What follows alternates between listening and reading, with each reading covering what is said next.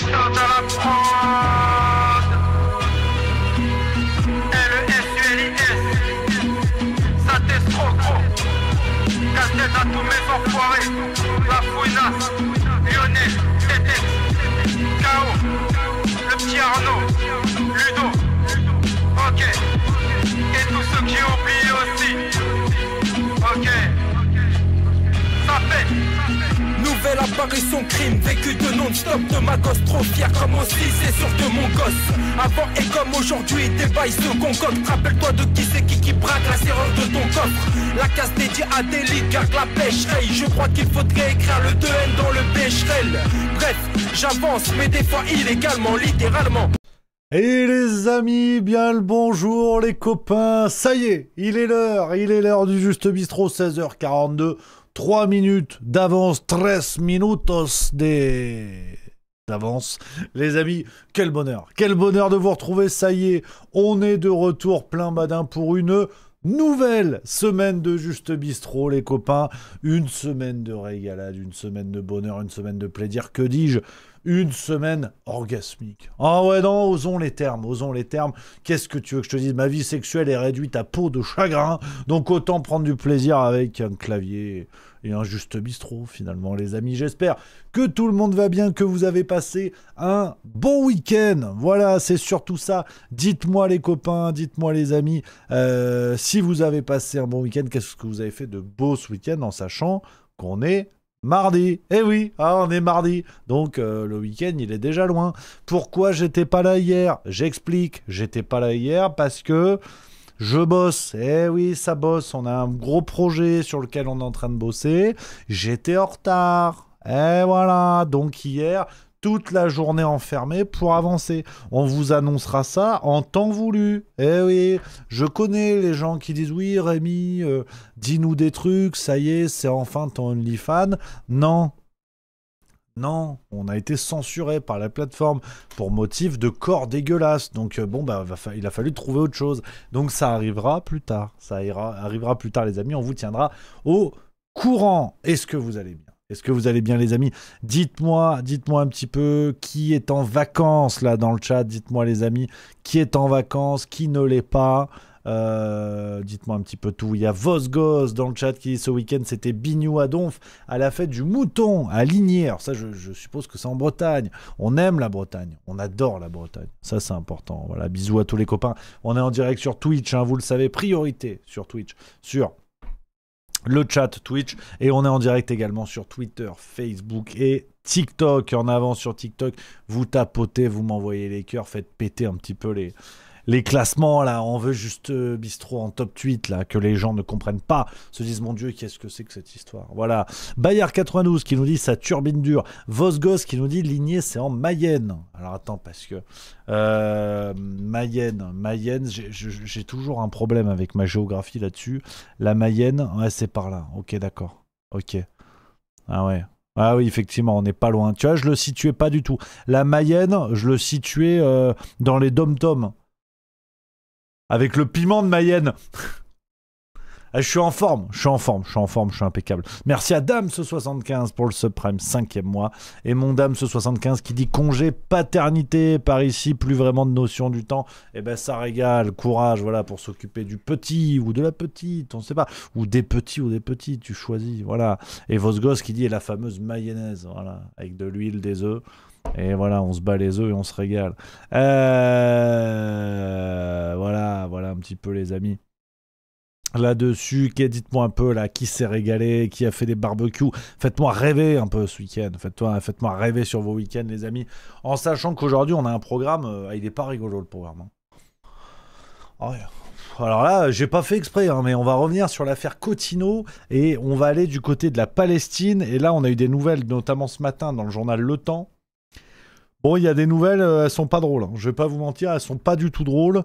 Et ça va même beaucoup plus loin, beaucoup plus vite que ce que je pensais. On va revenir là-dessus, les amis. Mais la fenêtre géopolitique du Juste Bistrot qui vous attend va pas être jolie, je vous le dis tout de suite. Mais on va parler de tout ça, c'est le Juste Bistrot. Il y a un mélange de blagues, de gravité, il y a un mélange de tout. Qu'est-ce que tu veux que je te dise? Alors que pendant ce temps, François Bayrou fait son grand discours où on apprend des choses extraordinaires. Ah, et tu vois, il a sorti les tableaux. Tiens, je vous mets un petit extrait. Il a sorti les tableaux. Regarde, c'est beau comme tout. Hein. Attends, parce qu'il faut mettre... regarde comme c'est beau. Regarde, il a mis les tableaux. Hein. Donc là, ça veut dire, à mon avis, là, c'est sérieux. Hein. Nous réaliserons, conformément à notre engagement, un déficit de 5,4% en 2025. Ce déficit doit passer la marche haute à 4,6% en 2026, à 4,1% en 2027, à 3,4%. Ouais, tu vois, je baille. Tu vois, c'est horrible. Avec François Bayrou, franchement, François Bayrou, j'ai fait mes calculs. Il a l'intérêt d'un verre d'eau tiède dans une soirée de punk à chien. Ah non, il est fatigant. Il est fatigué et il est fatigant. Et c'est vrai que François Bayrou qui t'annonce des mesures drastiques sur l'économie de la France, tu sais, c'est un peu comme ton médecin qui a le dynamisme de Joe Biden et qui vient t'expliquer un truc sur ta santé, qu'en fait t'es gros, faut que tu fasses du sport. Tu sais, t'as envie de lui dire, mais attends, Palpatine, détends-toi, parce que si tu tousses, tu crèves, et c'est à moi que t'es en train de faire des leçons. Et François Bayrou, il est comme ça. Il est insupportable, François Bayrou. Je pense que c'est l'incarnation ultime de ce que la politique peut faire de pire en termes d'arrivisme. Le mec est bouffi de tout ce que... il est bouffi de tout ce qu'il a obtenu, tout ce qu'il a mangé grâce à la politique française. C'est assez terrible. Je pense que François Bayrou, tu vois, c'est un dirigeant... Comment dire ? Je pense que François Bayrou, je l'imagine en courtisan de Louis XIV. Tu sais, le duc de Pau, tu sais, le duc de Pau qui s'est goinfré du canard pendant des années, qui est bedonnant au possible et qui déboule. C'est « Oh mon roi, que vous êtes beau mon roi, hein, pourrais-je donc caler votre sceptre royal dans ma glotte en vue d'un poste grassement rémunéré ?» Enfin bref, je vous fais pas le dessin. Je l'imagine exactement comme ça. C'est assez extraordinaire. Et ça, c'est François Bayrou. Alors, on verra pour les mesures, les amis. On va pas faire du react en temps réel. On en reparlera demain dans la farce tranquille déjà. On va se poser un petit peu demain matin. Je vais travailler tout ça pour vous, les copains. François Bayrou qui a évoqué d'ailleurs, qui a sous-entendu des dispositions concernant la vaccination contre la grippe. Donc à mon avis, on va avoir une vidéo de Florent Philippot dans 10 minutes. Oh, je taquine. Ah, je vous l'ai dit, j'en ai plus rien à branler maintenant. Donc c'est vrai que avec toute l'amitié et la sympathie que j'ai pour les personnes, mais maintenant je vais arroser. Hein. Je vous le dis, là je vais arroser sur tout le monde, mais dans des dimensions jamais vues. Hein. Ouais, parce que j'apprends des dossiers qui me plaisent pas, tu vois. Et autant j'aime bien prendre dans la gueule en disant oui, juste mieux, il râle tout le temps, il est pas content. Moi au moins, j'invite pas mon frère dans mes émissions sans dire que c'est mon frère. Je ne vise personne. Non, pour l'instant, je vise personne. Mais non, parce que ça va 5 minutes. Hein. Ça va de passer pour une pompe, ça va à chaque fois d'en prendre dans la gueule parce que j'ai tapé Sarah Knafo, j'ai tapé Hanouna et compagnie. Par moment, faut peut-être voir ce qu'on voit. Hein. Il y a des médias alternatifs, ça va 5 minutes. Donc voilà. Hein. Non, mais avec toute la sympathie. Je veux dire, moi, je suis un mec bonhomme. Regarde, tu vois cette bonhomie, je peux m'en prendre à qui, moi? À personne. Je suis un mec bonhomme. Donc je demande juste que dans l'autre sens, on me chie pas dans les bottes. Tu vois. C'est juste ça. Mais après, non, mais il y a pas de dossier. Calmez-vous. Hein. La vanne sur Florent Philippot, c'est juste. J'aime beaucoup Florent Philippot, mais il a cette capacité à être dans la réaction immédiate et à tout de suite mettre le feu à tous les sujets. Je trouve que parfois, faut prendre un petit peu de temps. Je suis pas sûr que ce soit la meilleure méthode, mais chacun fait ce qu'il veut. Puis j'ai pas envie, je suis pas là pour donner des leçons. Moi aussi, j'ai plein de défauts. Regarde cette gueule déjà. J'ai une gueule à donner des leçons. J'ai une gueule à donner rien en fait. J'ai une gueule à rien donner. Donc ça va. Merci à mon nono 0750 qui vient de sub 25e mois, 20K91 pour le sub 28e mois. Merci beaucoup les amis, vous régalez. Merci pour les subs en avant, les subs sur Twitch en avant, les cœurs sur TikTok, vous tapotez, vous bricolez. Donc voilà, qu'est-ce que tu veux que je te dise? Non mais vous le savez moi, je trouve mon apaisement dans le fait d'être en ligne avec ce que je veux, tu vois. Avec ce que je veux faire, avec ce que je veux être, et c'est pas méchant, il n'y a pas de souci. Moi, je veux juste faire un travail rigoureux. Quand il y a des trucs qui m'emmerdent, faut le mettre sur la table. Et voilà, je pense que le travail que je fais d'aller décortiquer les personnalités des médias mainstream, d'aller décortiquer les partis politiques, décortiquer leurs contradictions, ce qui se passe en coulisses, de mettre en avant des conflits d'intérêts. Bon, bah aujourd'hui, je vais pas faire semblant quand ça arrive dans des médias alternatifs. Si tu veux que je te dise. Voilà, quand t'invites ton frérot, tu dis pas trop que c'est ton frérot et que le mec, c'est un ancien candidat reconquête. Bon, bah ça gratte. Qu'est-ce que tu veux que je te dise? C'est pas moi, voilà, c'est pas... Après, chacun en fait ce qu'il veut. Mais je dis juste que s'il s'agissait de médias alternatifs, on va dire d'extrême gauche, pour les gens qui sont plutôt d'extrême droite, ce serait un motif de scandale. Ce serait un motif à problème. Donc c'est juste une question de rigueur. C'est juste une question de rigueur. Je l'ai dit avec Frontières. Frontières, vous avez 20% du capital qui est détenu par un député affilié RN. Si c'était le cas de Blast, tous les droitardés chialeraient leur grand mort en disant c'est un scandale, un député LFI n'a pas à être actionnaire de Blast. Bon, bah aujourd'hui, c'est ce qui se passe avec Frontières. Donc, moi, je me fous de Frontières en tant que tel. C'est pas une question d'individu, mais c'est une question qu'à un moment donné, j'ai pas envie d'entretenir l'aveuglement volontaire des gens. Ça me scandalise, au même titre que si demain, il y avait un média alternatif de gauche ou d'extrême gauche qui présentait le même genre de conflit d'intérêts, ça me scandaliserait tout autant. Donc, j'ai pas envie de faire semblant, j'en ai rien à foutre de me faire des copains dans ce milieu. Et c'est très bien comme ça. Mais on va pas relancer le chapitre, je vous en ai déjà beaucoup parlé ces dernières semaines. Nanou, Lilou, Gertrude qui dit 21 mois que j'écoute tes âneries sans jamais plaindre et tu me dis même pas merci, je suis déçu, mais détends-toi, ma Nanou, détends-toi. Tu vois, t'es stressé. C'est les vacances, oh, on est mi-juillet, tu t'énerves. Voilà, souffle, tout va bien, merci à toi, ça régale. Voilà. Les amis.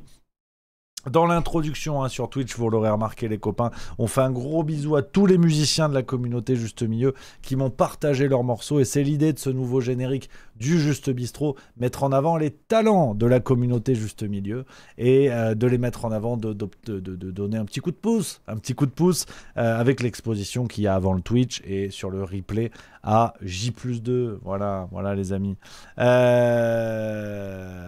Voilà les copains. Il y a Ninkuk qui dit dans le chat, c'est pour ça que je te suis, je suis pas forcément toujours d'accord avec toi, mais au moins toi tu es honnête et t'es pas raciste. Alors je ne suis pas raciste, sauf contre les gens qui mangent pas de canard. Mais après, chacun son...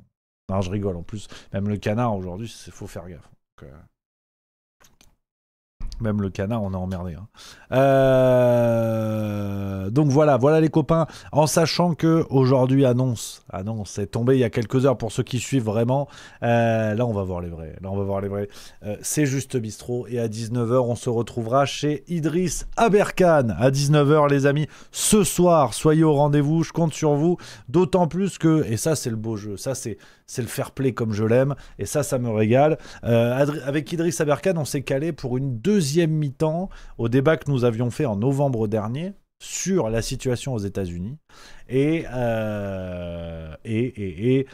on a discuté et je le dis, moi je veux absolument parler des promesses avortées de Donald Trump, faire le bilan de Trump, un bilan à charge parce qu'aujourd'hui il y a de quoi et il était d'accord, donc c'est vraiment chouette. Je trouve ça vraiment cool qu'on puisse aller là-dessus, scruter les contradictions de Trump, les promesses non tenues et compagnie. Donc ça régale. Merci à l'ami Idriss d'avoir accepté. Et donc ce sera à 19h. Voilà les copains, chez Idriss Aberkan. Qu'est-ce qu'on a à se dire nous les amis? On pense évidemment à la disparition de Thierry Ardisson, grand monsieur de la téloche quand même. On l'aime pas, hein. C'est sûr que c'est au moins un personnage qui ne laissait pas indifférent, hein, tout l'inverse de François Bayrou. On pensez à Thierry Ardisson, grand monsieur de la télé. Vous le savez, j'adore la télévision, j'adore le monde de la télévision, donc c'est vrai que ça régale. Merci à mon Mithridate pour le sub 2e mois qui dit « Salut mon Rémi, t'as fait tes devoirs ?» Pas encore, camarade. Ben ça bosse. Je fais ce que je peux. Là, en plus, avec Mamie, on regarde Le Parrain. Je l'avais pas vu. Alors le Parrain, pas le biopic de Brigitte Macron, non, le Parrain, la mafia. Manuel, t'as fait tes devoirs? Si. Et t'es en 3e, les devoirs. Le brevet, ouais. T'as fait tes devoirs, Manu? Si, les devoirs, viens voir. Si, toucher à rectal, c'est au brevet. Non. Arrête, faut pas dire ça. C'était un gag, c'est de l'humour. Ah, j'ai du gaz dans les Juste Bistrot en ce moment, je vous le dis. J'ai la forme. À tout moment, je peux imiter Elvis Presley. Hein. Je vous dis tout. Ouais, mais voilà. Non, mais voilà. Ça, et voilà. Ça. Là, il y a des gens. Qu'une dune 73, dit quoi? T'as jamais vu le parrain, mais. Voilà, ça vous m'énerve. Ça, c'est. Je vous aime tous. Hein. Mais on les connaît, les footix du cinéma. Je dis pas que c'est toi qu'une dune 73. Mais attention. Ouais, bon, allez, ça m'a lancé. C'est parti. On part là-dessus. On part sur un. Ça dégage. Allez, instant grognon, au moins c'est réglé. Alors je suis sûr qu'il n'y avait pas le son, mais on en a rien à battre. Attention les footix du cinéma, attention, on en a marre, on vous connaît, c'est souvent les mêmes. Tu sais, quand tu parles d'un film que t'as pas vu, en l'occurrence ce que je suis en train de faire, c'est pas contre toi qu'une dune 73. Parce que tu sais que je t'aime. Tu sais que t'es un copain. Donc, c'est pas contre toi, mais méfie-toi quand même. Tu sais, en soirée, t'es en apéro de famille, déjà, t'avais pas envie d'y aller, l'apéro chez ta tante. Bon, déjà, elle pue de la gueule, ta tante, mais bon, ça, elle y est pour rien. Qu'est-ce que tu veux que je te dise? Elle a une haleine, on dirait qu'elle a bouffé les pneus de ton vélo.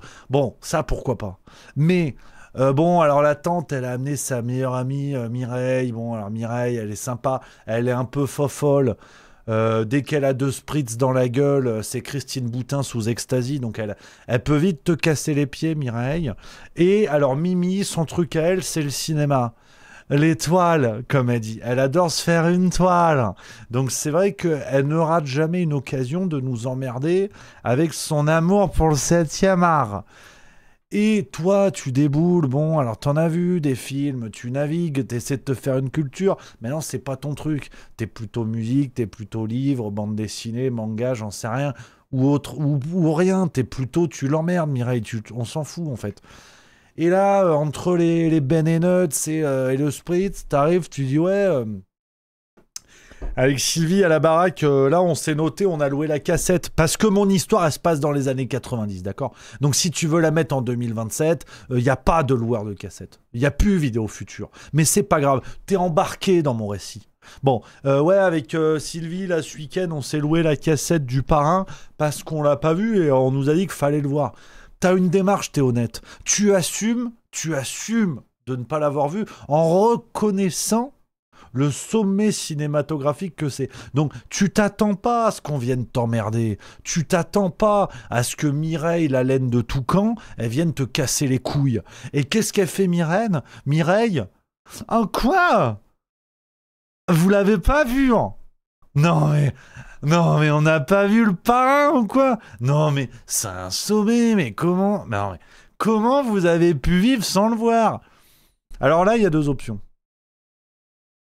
Soit par respect pour ta tante.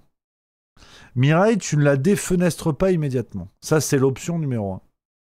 Option numéro 2, tu regardes Mireille, tu lui dis oui, mais regarde, toi, ça fait au moins 6 ans que t'as pas vu une tub et personne t'emmerde. Bon, là, généralement, Mireille, elle s'en va. Elle prend sa Twingo vert bouteille, retour à Montélimar. Donc c'est vrai que on vous aime, les Mireilles du cinéma. On vous connaît, on en a tous dans notre entourage. Et c'est pas méchant. Vous êtes pas méchant au demeurant, malgré le fait qu'on a envie de vous finir à coups de cric, mais c'est jamais méchant. Ça, c'est vrai que les Mireilles fans de cinéma, elles sont pas méchantes. C'est juste que non, mais c'est un incontournable. Elles adorent. Bon, qu'est-ce que tu veux que je te dise? Elles adorent. Et ça, généralement, ça repose sur une vraie culture, donc ça va, tu vois, il n'y a pas de problème. Mais les Mireilles fans de cinéma, j'ai juste envie de vous dire, faut être dans le partage, faut pas être dans la culpabilisation de quoi, t'as pas vu Mille et une pattes? Ah écoute, non, je suis plus porno, j'ai vu Mille et une putes. Ah bon, après ça part dans des gros mots, donc j'ai pas dit, c'est pas ce que j'ai dit. C'est un terme roumain, pute, qui veut dire... Bienvenue Fabrice, donc voilà, mais voilà, ça c'est un truc qui a quand même le don de m'énerver quand je rencontre des gens comme ça, c'est que tu rentres immédiatement dans un concours culturel de tu l'as pas vu, alors qu'il suffit juste de dire « Ah tiens, tu vas te régaler, c'est chouette. Marlon Brando, il joue comme un dieu, ça me rappelle les grandes heures de Laurent Ronac dans Camping Paradis. » Et là, il n'y a pas de conflit. Et l'apéro continue tout à fait tranquillement. Donc attention, voilà, attention aux Mireille qui nous regardent. On vous aime bien, on veut vous conserver sur vos deux pattes, mais méfiance quand même. Méfiance quand même, parce que ça, c'est quelque chose qui peut énerver les gens. Voilà. Donc c'est juste ce que je veux rappeler sur cet instant grognon qui n'était pas prévu, évidemment. Ah, voilà, il y a Intomac dans le chat qui dit ça m'est tellement arrivé de fois avec Game of Thrones. Alors pareil, si tu veux, Mireille, c'est le stade de ce que je peux supporter. Par contre, les fans de Game of Thrones qui viennent te dire quoi, ça n'a pas vu Game of Thrones, alors vous, je vous pisse au cul. Vous, par contre, je suis désolé, il n'y a pas d'acclimatation en fait. Non seulement Game of Thrones, je m'en fous, mais comme de mes premières chaussettes. Vraiment, vos histoires de dragons, j'en mange ma cousine et je vais conquérir le territoire voisin, je n'en ai rien à foutre. Voilà, je vais être très clair avec vous. Les fans, voilà, si on se croise un jour après un spectacle ou un apéro, quoi, t'as pas vu Game of Thrones, je vous pisse au cul. Avec tout l'amour que j'ai pour vous, mais Game of Thrones, je m'en branle. J'ai trop de retard. Si vous voulez, c'est comme Anne Hidalgo. Quoi, t'as pas de neurones? Elle part de trop loin, Anne Hidalgo. Donc, elle peut pas te dire, ouais, mais en fait... Non, tu sais qu'elle a trop de retard.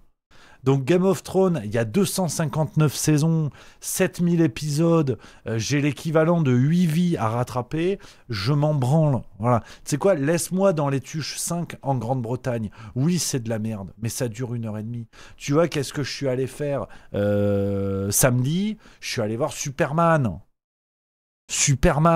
de James Gunn, Jean Arme, parce que je m'entraîne, je vais bientôt au Québec, donc je traduis. Bon, j'ai passé un bon moment de cinéma. Voilà, ça dure 2 heures. T'en as pour ton argent. C'est un film de super-héros. Il y a des méchants, des gentils. À la fin, c'est les gentils qui gagnent. Merci, au revoir.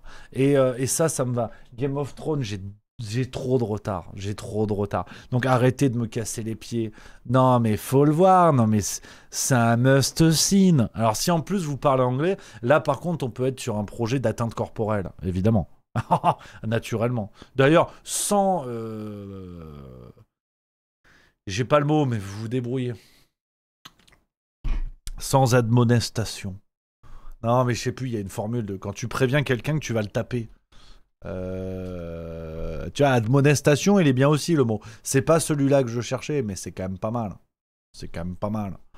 Ouais, mais il n'y a plus de saison. Il dit tu te prives de quelque chose de bien. Mais oui, mais sans nul doute. Mais je m'en fous. Vraiment. Je préfère me priver de Game of Thrones que d'andouillette, tu vois. Voilà, c'est sans sommation, le mot que je cherchais. Merci à Rixtasi. Merci beaucoup. Voilà. Mais admonestation, il est pas mal. Voilà.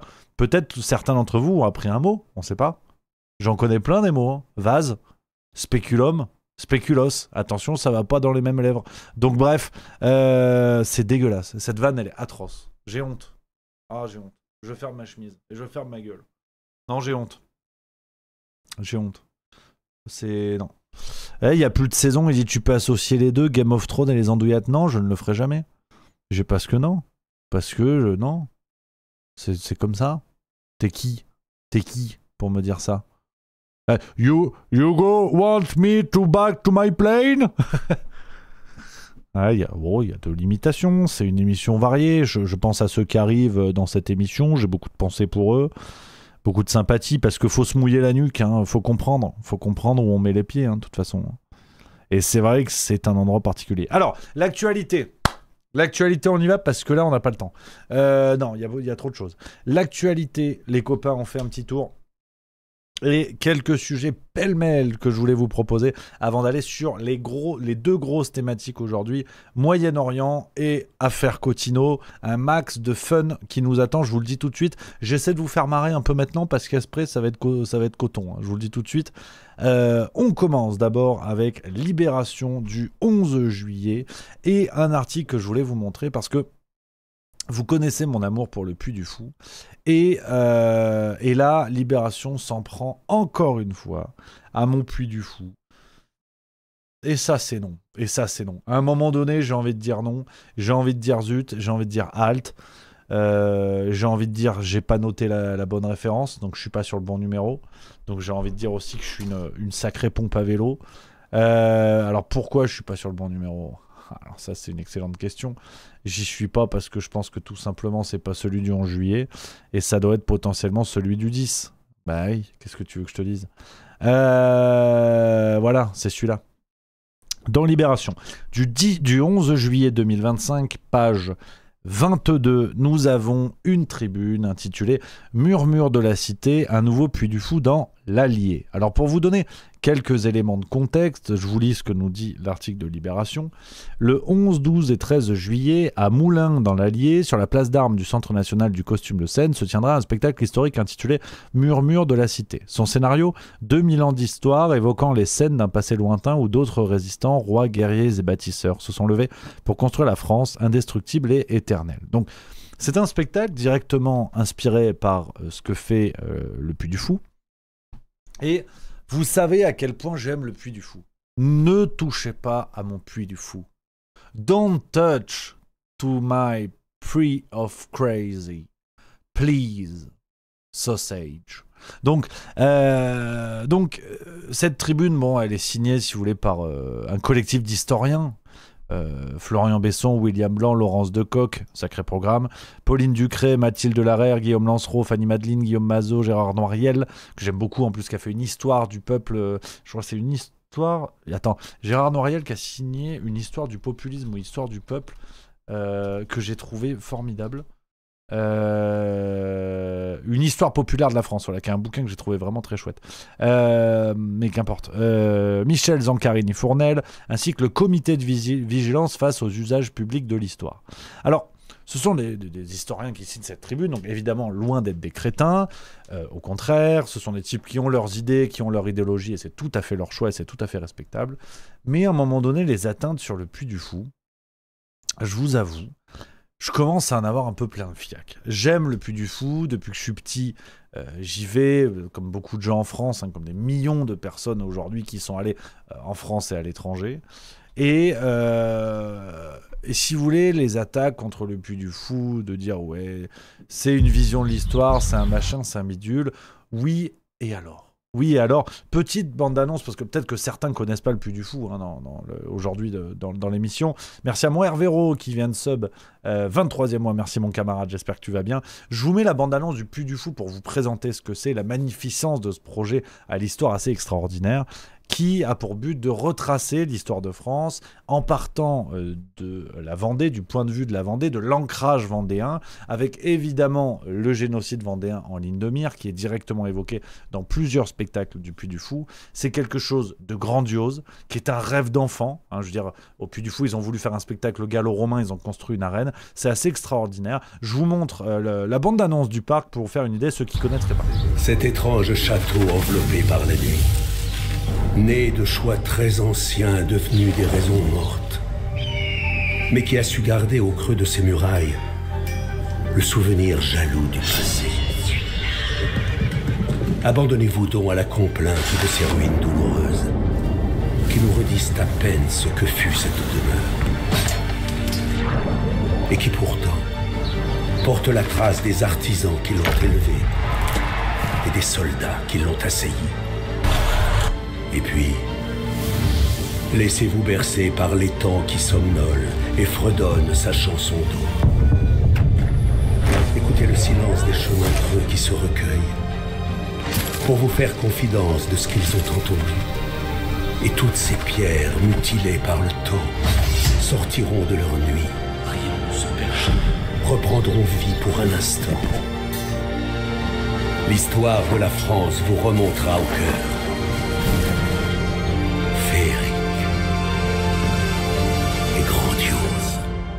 Voilà, donc Puy du Fou. Petite bande-annonce pour se faire une idée de ce qu'est le Puy du Fou. L'idée est clairement pas de prendre la défense du Puy du Fou, hein, qu'on soit très clair. On en a déjà parlé, peut-être qu'un jour je prendrai le temps de vous raconter les souvenirs, ce que j'aime dans le Puy du Fou et tout. Mais à la limite, c'est pas tant le sujet aujourd'hui. Mais ce qui me gonfle, c'est que bon, on parle d'un parc qui a été élu meilleur parc du monde plusieurs années, pas de suite, mais en tout cas à plusieurs reprises. Et pour être très clair, je vais peut-être en surprendre plus d'un. Les critiques qui sont faites au Puy du Fou de dire c'est un spectacle historiquement biaisé, je suis tout à fait d'accord. Je suis tout à fait d'accord parce que, de fait, il n'existe pas d'histoire objective. Le récit qui est fait de l'histoire, mais que ce soit pour les historiens qui en sont, on va dire, les transmetteurs officiels, les transmetteurs académiques, mais aussi bien du côté du peuple, on choisit toujours une histoire. On choisit d'en transmettre une, on choisit d'en étudier une, on choisit d'en relayer une, on choisit toujours notre histoire.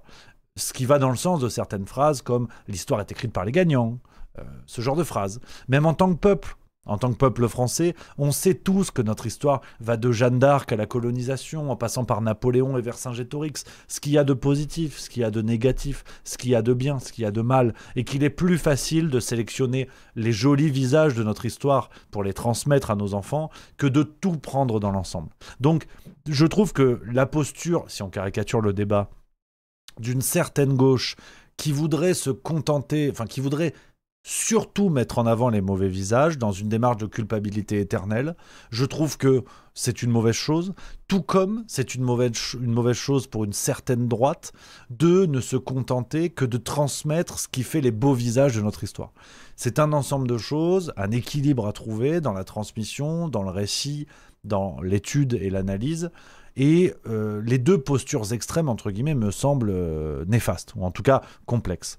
Maintenant, à partir du moment où on a dit ça, qui est une posture 100% pur jus, juste milieu, vous avez compris l'idée, il faut prendre un petit peu de tout, il faut comprendre que l'histoire est avant tout un choix, est avant tout une sélection biaisée, subjective, et qu'à partir de là, il n'existe pas de récit, de narratif historique parfait et objectif. Bon, une fois que c'est dit, on n'a pas dit grand-chose.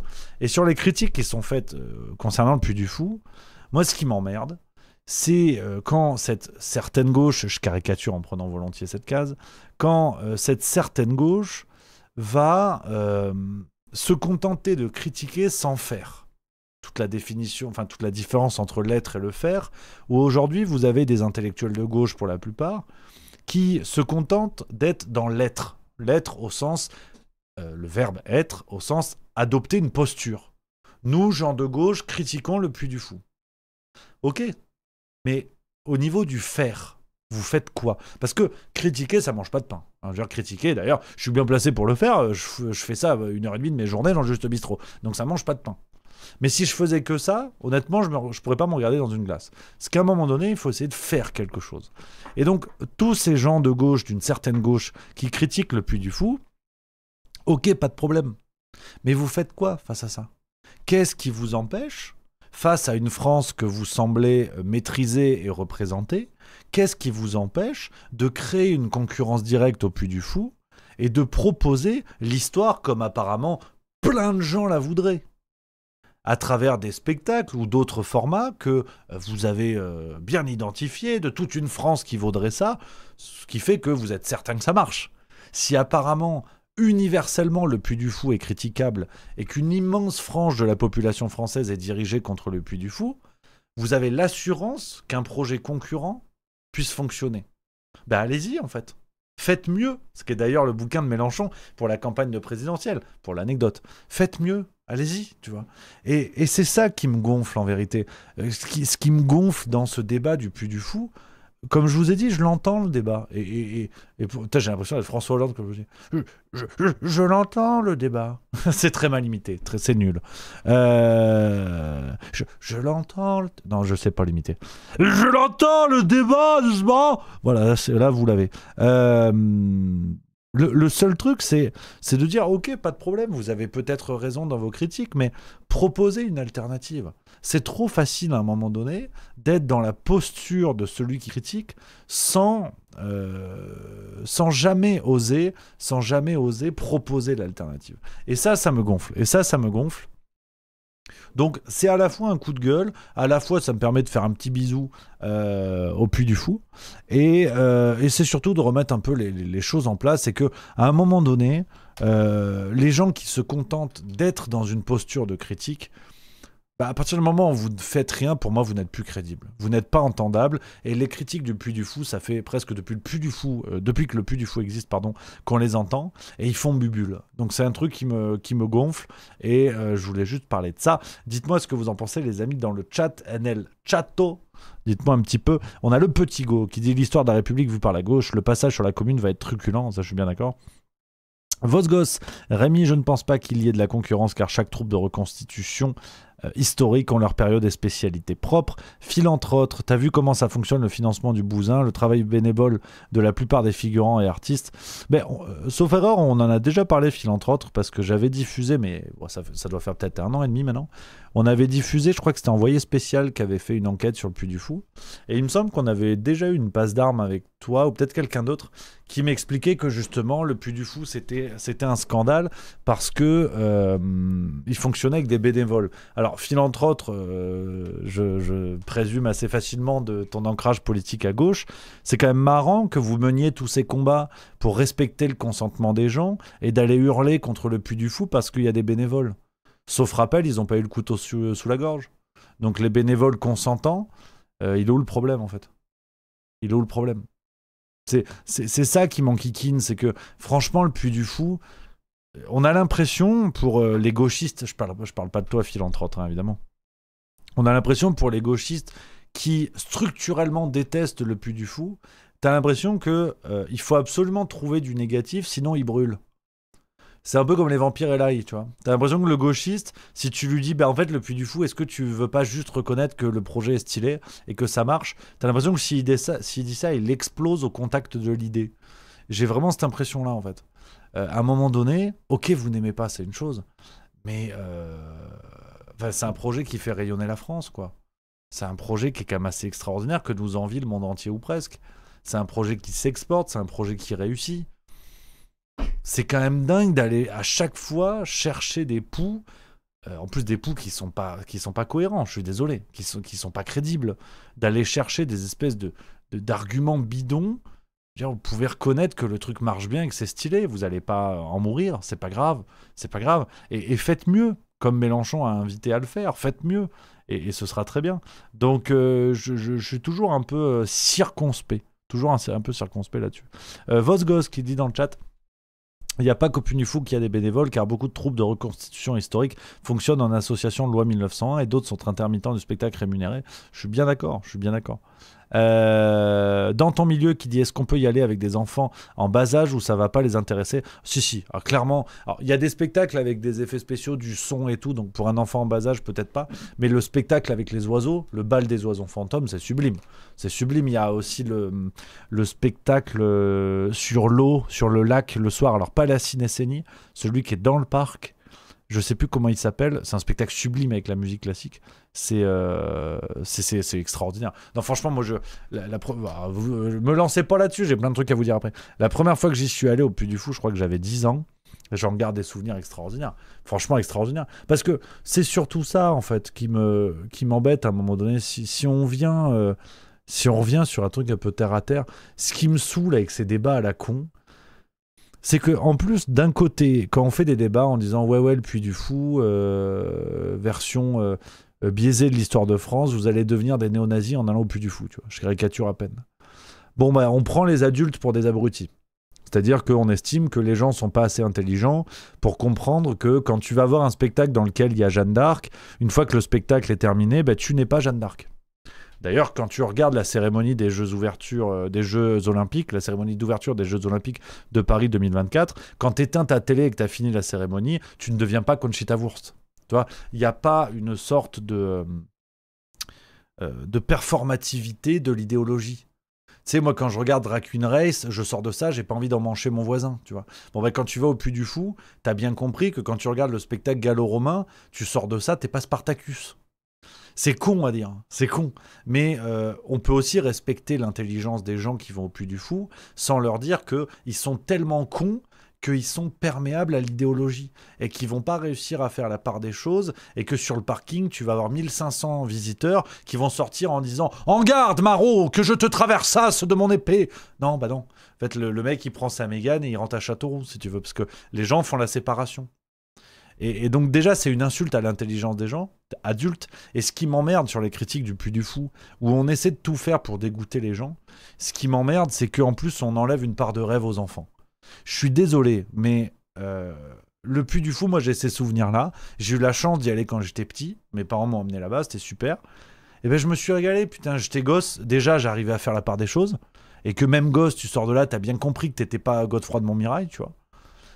Parce qu'après, bon, bah, tu retournes dans le camping-car et t'as le cahier de vacances CE2, donc la flemme, ou CM1, tu vois.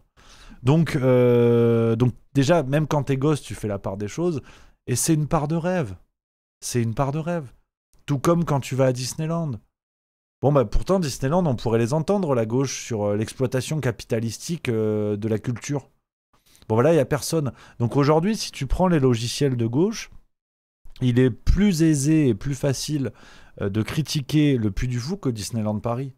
C'est quand même curieux comme héritage de gauche. C'est quand même curieux comme rapport.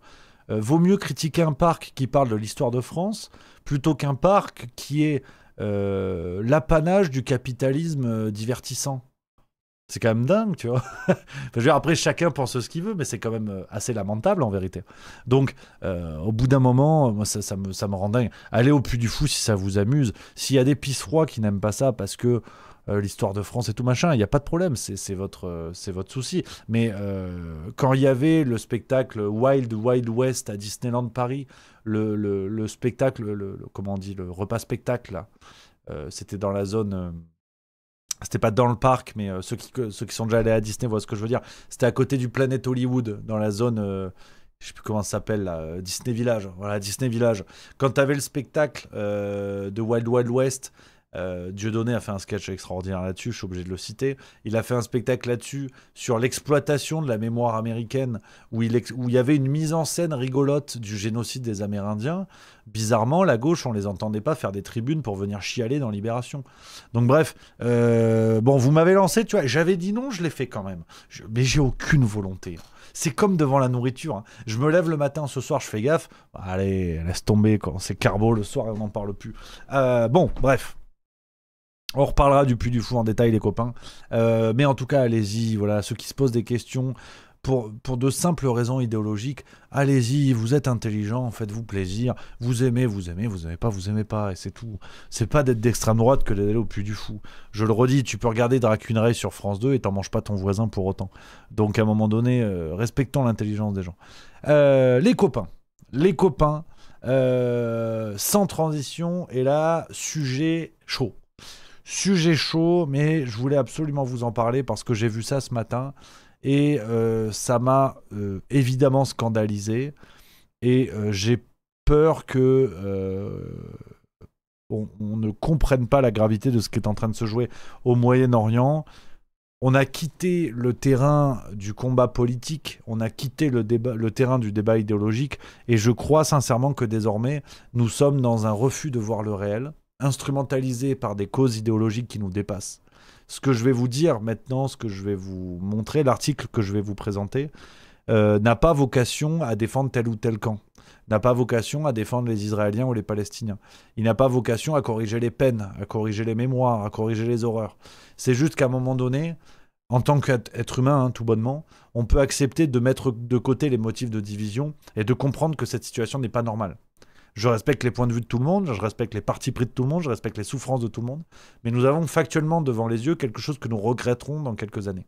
Donc, pour l'instant, avant d'aller vers l'article dont je vous parle, une vidéo d'LCI qui est revenue sur l'attaque du 7 octobre et qui a étonnamment été peu relayée, c'était ces derniers jours sur LCI, concernant l'attaque du 7 octobre et la connaissance qu'avaient pu en avoir les services israéliens. Je vous mets cet extrait d'LCI parce qu'il m'a quand même beaucoup interpellé sur cette théorie qui, une fois de plus, je pensais qu'elle était complotiste, apparemment pas tant que ça. Écoutez.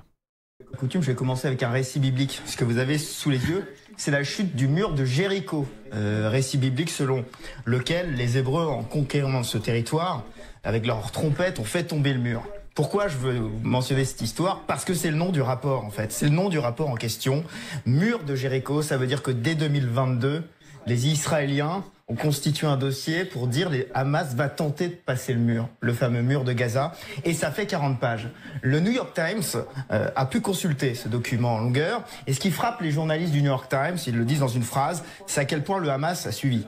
Le Hamas a suivi ce plan avec une précision, je cite, choquante. Qu'est-ce qui est choquant dans cette précision? Dans ce rapport, vous avez 3 étapes qui aujourd'hui nous interpellent quand même. D'abord, il y aura un barrage de roquettes avant l'attaque. C'est exactement ce qui s'est passé. Le rapport précise qu'il s'agit en fait de distraire l'attention des soldats israéliens et de les envoyer en urgence dans les bunkers. Premier élément. Deuxième élément, ensuite, il va y avoir une attaque de drone pour neutraliser la vidéosurveillance. On reprend les images du 7 octobre, vous la voyez, l'attaque de drone, précisément pour neutraliser les caméras de vidéosurveillance et neutraliser ces caméras. Et puis, l'attaque, le franchissement du mur, parapente, moto et à pied. On reprend les images du 7 octobre, parapente au niveau notamment du fameux festival de musique, les motos qui ont franchi le mur, on a tous les images en tête. C'est frappant. Ça va plus loin. On nous mentionne 60 points potentiels de franchissement, mais je dirais que l'un des détails les plus troublants, c'est la première phase de ce rapport, qui est citée par le New York Times. La première phrase est en fait un verset du Coran. Verset 23, sourate 5, Al-Maïda. Surprenez-les en passant par la porte, et si vous y parvenez, vous serez sans doute les dominants. Ce qui est frappant, c'est que c'est exactement le verset repris par la communication du Hamas juste après les attaques du 7 octobre, notamment dans leur communication sur les réseaux sociaux. Vous voyez, rien que le refrain, il est déjà presque anticipé. Ça va encore plus loin, parce que le rapport affirme qu'il y a peut-être eu des fuites. Le Hamas dispose d'informations détaillées sur les localisations et les effectifs de l'armée israélienne. Je vous rappelle qu'on est en 2022. En 2022, le rapport parle d'une base qui sera ciblée prioritairement, la base de Reim. Et évidemment, je vous le donne dans le mille, base de Reim, 7 octobre, l'une des premières bases qui sera prise et attaquée par les terroristes. On ne sait pas, le New York Times ne dit pas, comment Israël avait réuni autant de détails sur cette attaque.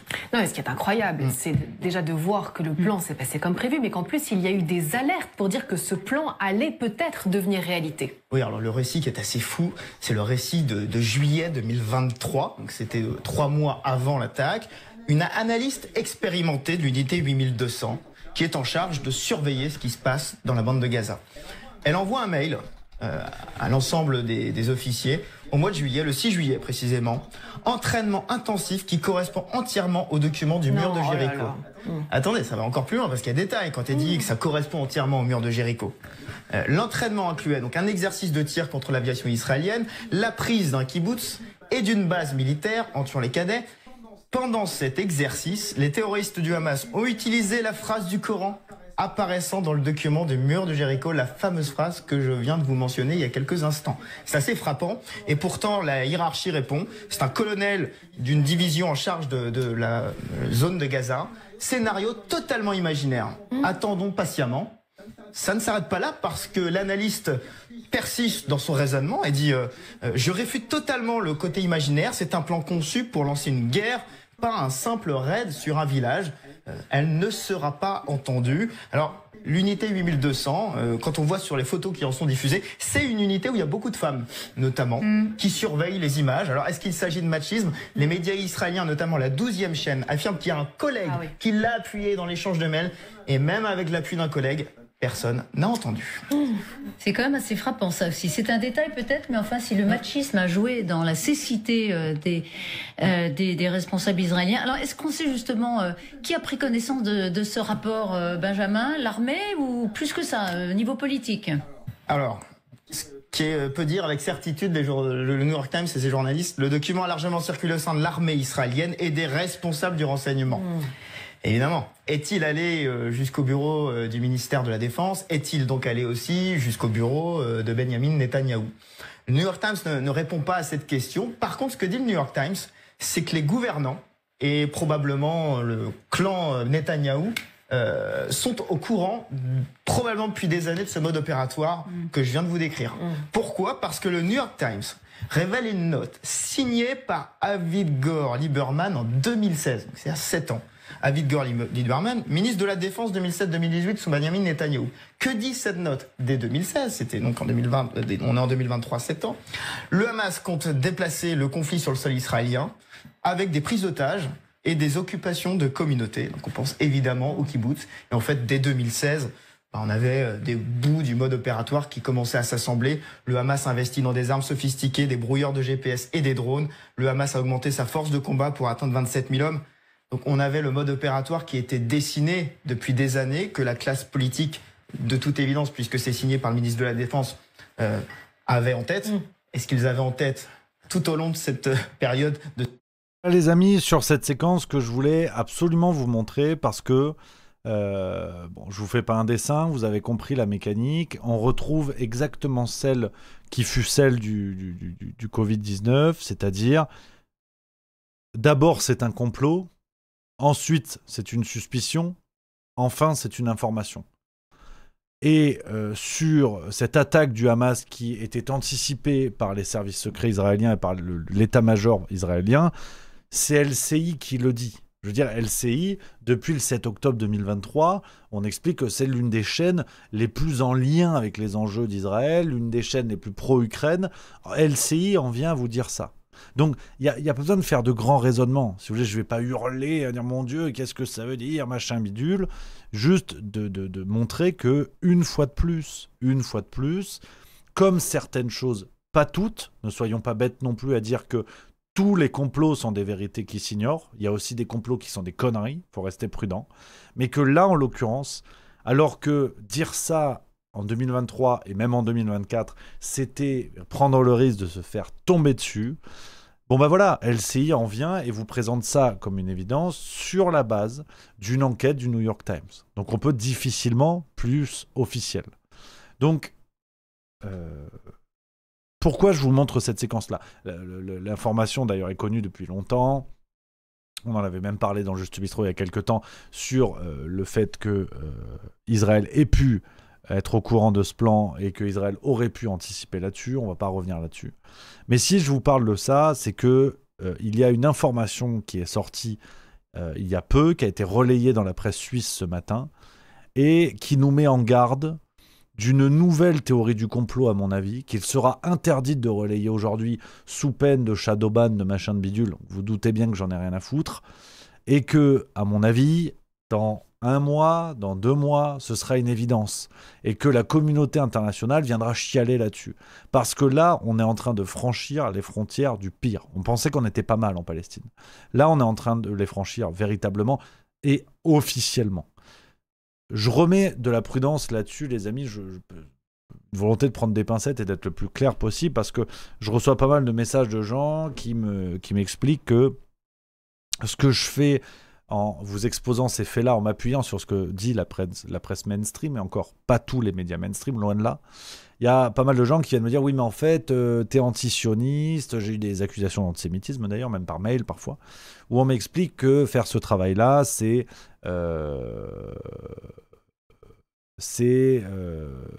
prendre parti. C'est prendre parti.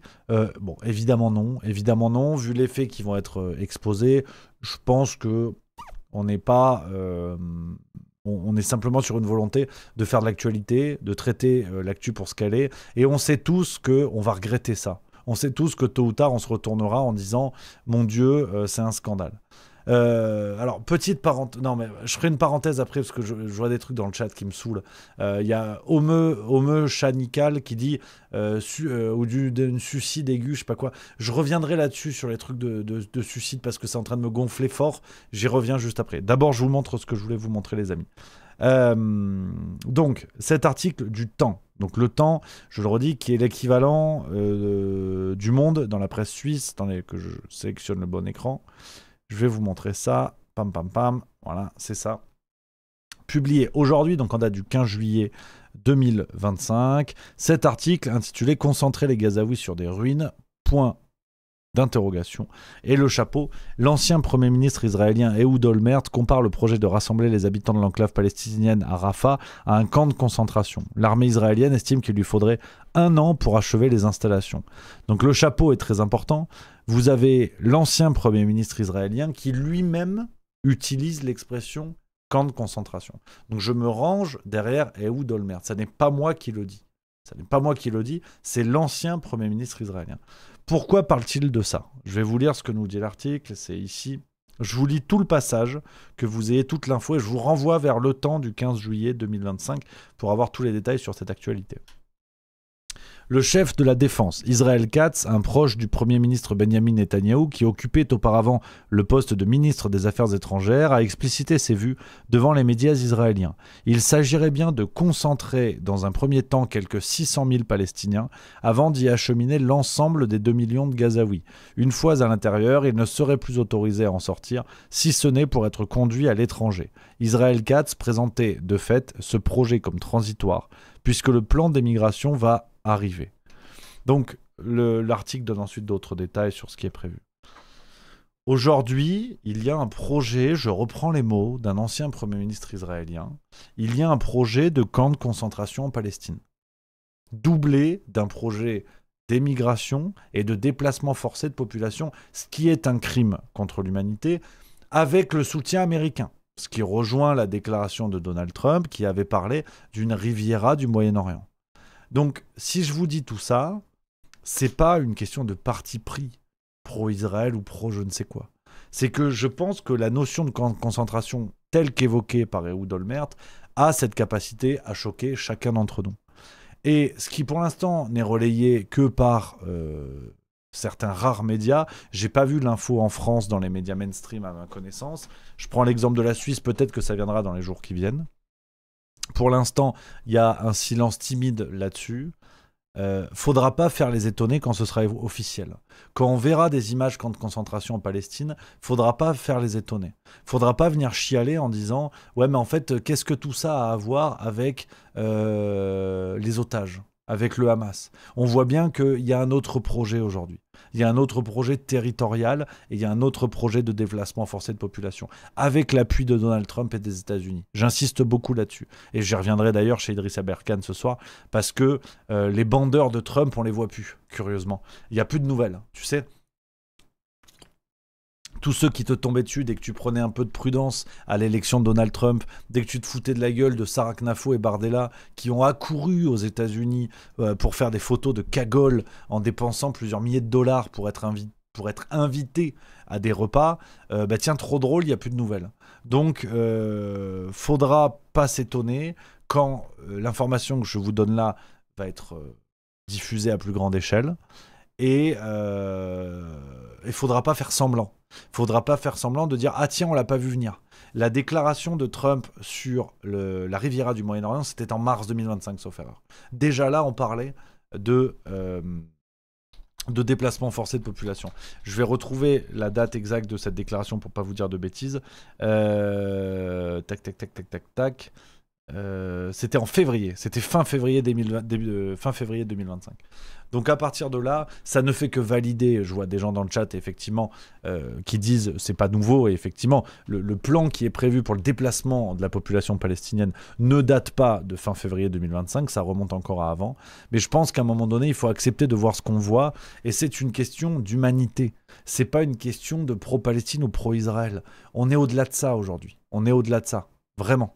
Et je pense notamment à nos amis israéliens, nos amis de confession juive, qui, même eux, se sont fait instrumentaliser. Parce que le lien avec la libération des otages est plus franchement évident quand on voit tout ça. Le lien avec la volonté de mettre un terme au Hamas est plus franchement évident. Donc, quand on pense qu'il y a d'énormes critiques qui pèsent en Israël contre le gouvernement Netanyahou, quand on pense qu'il y a des manifestations régulièrement de familles d'otages qui se rendent bien compte qu'elles ont été instrumentalisées, on voit bien que c'est plus une question de pro-Palestine ou pro-Israël. Sortons de ça, sortons de se diviser pour mieux régner, qui nous rend complètement abrutis, qui fait qu'on ne peut plus rien dire quelque chose sur Israël sans être pro-Israël, on ne peut plus dire quelque chose sur la Palestine sans être pro-Palestine. Ça nous rend abrutis et ça interdit des débats. Et cette interdiction de débat fait que quand demain, les photos de camps de concentration, je reprends le terme d'Ehud Olmert, sortiront dans les médias, on se retrouvera à chialer en disant « Mais comment c'est possible ?» C'est possible parce qu'aujourd'hui, nous n'avons pas voulu considérer que cela puisse être possible. C'est pas plus compliqué que ça. Sans comparaison avec l'histoire, il faut prendre l'actualité pour ce qu'elle est, prendre les événements pour ce qu'ils sont, et nous sommes en train de fermer les yeux là-dessus. Je prends les avis dans le chat, les amis, parce que sujet évidemment complexe. Dites-moi dans le chat ce que vous en pensez, les amis. Dites-moi tout ça. Il y a Stealth5 qui dit tu exagères, d'énormes critiques en Israël, faut pas pousser.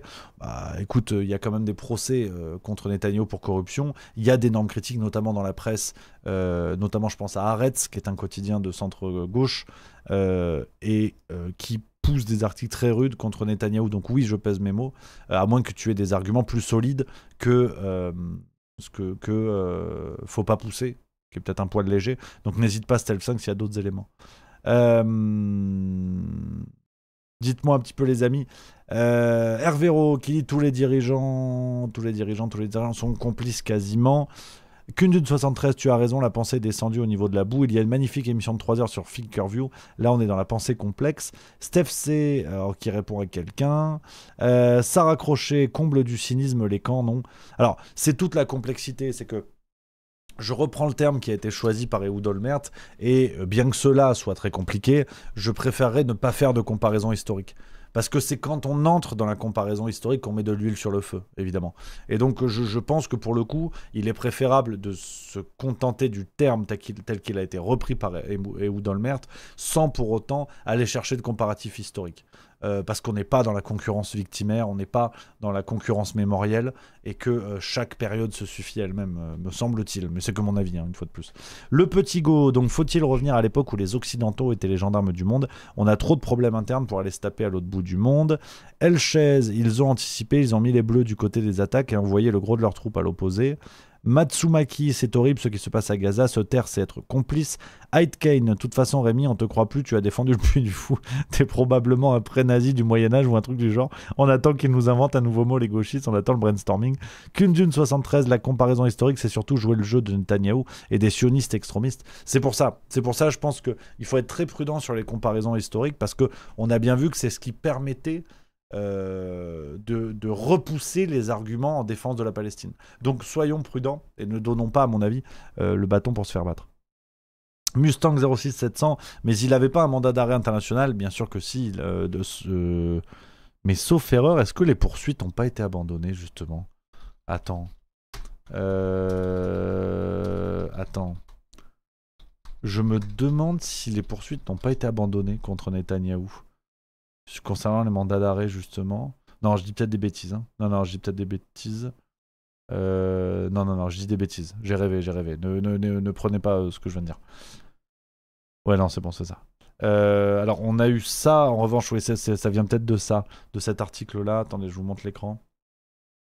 Pour ça, j'ai mal compris, mais j'ai pas rêvé. Guerre à Gaza, les États-Unis somment les 125 États partis à la Cour pénale internationale de renoncer aux procédures en cours contre Israël. Washington exige de l'institution qu'elle abandonne les mandats d'arrêt émis contre Benjamin Netanyahou et l'ancien ministre de la Défense Yoav Gallant, sous peine de s'exposer à de nouvelles représailles. Voilà, c'est les États-Unis qui font le bon chien de garde d'Israël. On en parlera là encore chez Idriss Aberkan. On rappelle Donald Trump, l'indépendant Donald Trump, gendarme du monde, Donald Trump, le président de la paix. Voilà ce que demandent les États-Unis pendant ce temps.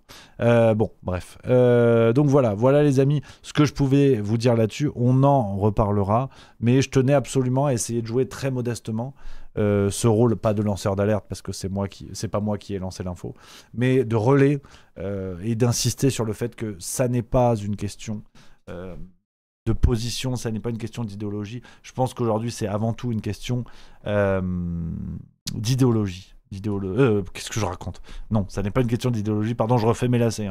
C'est une question d'humanité. Voilà, de réussir à voir ce qu'on voit et de comprendre que dire ça n'est pas être contre Israël et que ça n'est pas forcément être pro-Palestine, que de constater que non, on ne peut pas faire de déplacement forcé de population. Donc voilà les amis, ce que je voulais vous dire. J'espère que d'autres médias en parleront, d'autres médias mainstream qui relayeront ce qu'a dit Le Temps. Voilà ce que je pouvais vous dire là-dessus. Petite parenthèse les amis. Parce que je réagis à un truc, alors, mais vraiment on passe du coq à l'âne, mais c'est un truc qui me gonfle. Et là encore, je vous ai dit, ça fait partie des choses où j'ai envie de vous donner le fond de ma pensée, d'être transparent avec vous, pas faire semblant. Mais il y a un truc qui m'emmerde, que je vois dans la sphère alternative en ce moment. Là encore, c'est une réflexion que je vous partage. Dites-moi je pense à voix haute, je pense à voix haute avec vous les amis. Parce que depuis la disparition d'Olivier Marleix, évidemment, on a encore et toujours une pensée pour lui. Je vois beaucoup de gens qui se tirent du col, comme on dit, en disant « Ouais, je ne suis pas suicidaire ». Honnêtement, ça me gonfle ce truc, mais ça me gonfle. Cette petite musique qu'on entend pour le coup que dans la sphère alternative, de gens de médias alternatifs qui trouvent qu'il est de bon ton de dire je ne suis pas suicidaire, cette petite musique qui voudrait que Macron en ait quelque chose à branler de juste milieu. Je trouve que c'est un moyen de se gargariser à pas cher en s'inventant une importance qu'on n'a pas. Franchement, je parle pour mon nombril, après chacun fait ce qu'il veut, mais je vais pas vous dire ça. Ce serait sous-entendre que Juste Milieu a un poids nécessaire. Alors moi oui, ça c'est certain, mais Juste Milieu, que Macron en a quelque chose à foutre. Je trouve que c'est nous mettre nous-mêmes dans une ambiance grave, une ambiance inquiétante, une ambiance flippante. Et après, on vient chialer en disant « Ouais, mais c'est terrible, il n'y a plus de bonheur, on est dans une ambiance de merde. » Mais en fait, on contribue à la créer. C'est-à-dire qu'on se donne une importance qu'on n'a pas. Je suis désolé, moi, je n'ai pas du tout la même importance qu'Olivier Marleix. Si tant est que son suicide soit une volonté du pouvoir en place et que c'eût été réalisé par les services secrets français, ce qui est une hypothèse que je n'ai jamais relayée, j'ai juste voulu laisser passer le temps du deuil. Mais à un moment donné, si je vous dis ça, mais je suis juste une gigantesque pompe. Mais quel manque de modestie faut-il pour vous dire... Je suis aussi inquiétant qu'Olivier Marleix. C'est quelqu'un qui a révélé des scandales terribles sur la Macronie, qui a eu un poids énorme contre le pouvoir en place. Je serais une pompe à vélo de vous dire non mais moi aussi j'ai le même poids et le pouvoir m'en veut. Ça va, franchement ça va. Chacun fait ce qu'il veut, mais je trouve que déjà c'est se donner une importance. En tout cas, ce serait se donner une importance que je n'ai pas. Et puis, je trouve que on contribue à installer des petites musiques qui nous rendent malheureux. Mais qui nous rendent malheureux. C'est vraiment des petites musiques où on s'invente des histoires de machin, de bidule. On ne sait pas si c'est de l'humour, on ne sait pas si c'est sérieux. Et après, on s'étonne que tout le monde est dépressif, quoi. Mais en même temps, si tous les médias alternatifs et tous ceux qui les regardent disent « Ouais, je veux pas me suicider, mais... » Détendez-vous. Je sais pas, moi ça, je vous le dis les amis, je réfléchis à voix haute là-dessus. C'est un partage de réflexion, mais c'est un truc qui me gonfle un peu. Je sais pas, je sais même pas si c'est de l'humour, si c'est sérieux, si c'est pas sérieux, si c'est se donner une importance qu'on n'a pas. Je trouve que ça joue juste sur le moral. Alors je vous dis ça alors que j'ai parlé pendant plusieurs semaines de l'euthanasie, mais là pour le coup c'était mon rôle de lanceur d'alerte, de parler d'un sujet qui était peu évoqué ailleurs. Je sais pas, moi ça me gonfle ce genre de petite musique, ça donne des rôles que les gens n'ont pas, ça sous-entend des choses qui sont très angoissantes, qui sont peut-être vraies, mais qui sont très angoissantes. Je prends vos commentaires les amis là-dessus, vraiment je pense à voix haute, hein. Je n'affirme rien, c'est juste un bruit que j'ai dans le cerveau depuis plusieurs jours, j'ai vu ça tout le week-end, ça me gonfle. Nin94 qui dit: je suis pas très d'accord, suffit de mettre ton nez dans un truc vraiment compromettant sans le savoir pour te faire suicider, du coup, c'est pas plus mal de préciser ça. Mais oui, mais les amis, on a parlé d'Olivier Marleix. À l'heure où je vous parle, il n'y a pas de preuves. Une enquête est en cours, alors on pourra dire que oui, mais l'enquête n'a pas bien été menée, on pourra dire que oui, que mi, pas de problème. Bon, en attendant, vous pouvez me citer... alors, effectivement, il y a la coïncidence, il y a Mithridate qui le dit, coïncidence intéressante, Marleix et Dénessé étaient très impliqués dans l'affaire Alstom. Absolument. C'est une coïncidence de deux individus. Donc d'ailleurs, on se permet d'avoir le manque d'humilité et le manque de respect qui est de conclure immédiatement à « ils ont été suicidés ». Alors je vois des gens dans le chat qui me parlent d'Epstein. Vous êtes mignons, mais Epstein c'est aux États-Unis, hein, aux dernières nouvelles. Je sais pas, je trouve que c'est un manque de recul sur les affaires, qu'on se pose des questions, qu'on s'interroge, qu'on aimerait des réponses, qu'on aimerait des enquêtes. Ouais, évidemment, pas de problème, je suis personne pour dire le contraire. Mais à un moment donné, moi je trouve qu'on va vite en besogne sur plein de trucs, et on contribue au marasme ambiant, mais vraiment, c'est terrible, c'est assez terrible. Je sais pas, moi, enfin, je sais pas, ça me gonfle. Il y a un manque de recul. Je vois quelqu'un dans le chat qui me parle de l'humoriste Bounaïmin. Donc maintenant, ça y est, il y a un lien Olivier Marleix, Bounaïmin, c'est ça? Ça y est, on y est en fait. Non, mais au bout d'un moment, je sais pas, moi, en tout cas, c'est pas comme ça que j'imagine mon travail de média alternatif, de faire des ponts avec peu d'éléments, très peu d'éléments, avec des suspicions gratuites, à se donner une importance qu'on n'a pas, en sous-entendant que les prochains suicidés, ce sera nous. Enfin, je veux dire, sans déconner, quoi. Puis après, c'est quoi l'étape? C'est ouais, on m'a dit qu'il y a des militaires il y a des militaires qui m'ont dit faites attention, faites des dons, ça va. En fait, ça me casse les couilles. Je vais pas vous mentir, ça me casse les couilles. Parce que s'inquiéter pour la vie des gens, c'est une chose. Essayer de chercher des réponses, c'est une chose. Mais en profiter pour faire du gras, pour jouer le rôle des Jean Moulin et pour récupérer du pognon, ça, c'est un truc qui me casse les couilles. Voilà, désolé, je m'emballe un petit peu, mais ça me gonfle en fait. De faire des liens en disant Coluche, Bérégovoy, Marlex, tu sais, on construit un contexte légitime d'inquiétude, un contexte légitime de doute, tout ça pour dire ouais, faites des dons, TF1 a mis une cible dans mon dos, bah ça me casse les couilles. Voilà, je vous le dis tout de suite, c'est un truc qui me gonfle. C'est un truc qui me gonfle. Si on est simplement dans la volonté de protéger les lanceurs d'alerte, ce que n'est pas Toxin, ce que n'est pas Juste Milieu, ce que n'est pas machin bidule, lanceur d'alerte, à la rigueur, c'est du Julian Assange, c'est du Olivier Marleix si on veut. Mais faut arrêter de se raconter des histoires. On est des putains de youtubeurs. C'est très bien ce qu'on fait, mais faut arrêter de se raconter des histoires. Moi, désolé, en fait, c'est un truc que je voulais pas dire aujourd'hui, mais ça me casse les couilles. Tout le week-end, j'ai ruminé mon truc. Je suis pas grognon, mais la finalité de ce que je vous dis, c'est ok, les histoires de je suis pas suicidaire, machin, ok, il n'y a pas de problème, mais créer ce contexte d'inquiétude, se hausser du col en disant ah, peut-être que c'est nous les prochains suicidés, et derrière faites des dons, ben c'est un truc de pompe à vélo, je suis désolé de vous le dire, c'est un truc de pompe à vélo. Si déjà être dans le contexte, dans la création d'un contexte de suspicion et d'inquiétude, déjà c'est un truc qui m'emmerde, parce qu'on ne tire pas les gens vers le haut.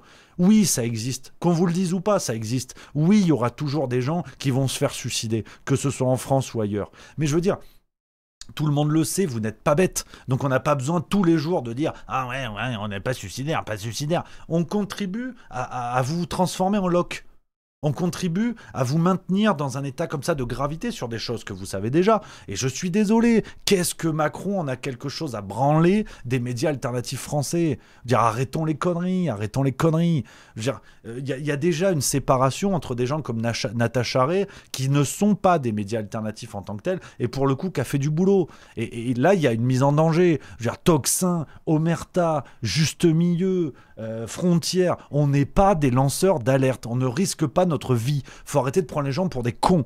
Moi en plus je suis en Suisse, donc je suis encore moins crédible dans la salade. C'est-à-dire, si je vous disais, on m'a dit, des militaires m'ont dit faites attention et surtout abonnez-vous à Juste Mensuel, alors que j'ai le cul à Lausanne, je serais encore plus une pompe. Donc il n'y a pas de problème. Maintenant, quand t'as le cul à Paris, dans les beaux arrondissements, et que ta boîte elle est déposée dans les beaux arrondissements, tu vas pas me dire que c'est toi le prochain Julian Assange. Donc ça, c'est un truc qui me rend dingue. Vous le savez, en ce moment, c'est un truc qui m'énerve. Tout le monde fait du super travail. Tout le monde est bien à sa place et il n'y a pas de problème. Mais qu'on ne raconte pas des histoires aux gens.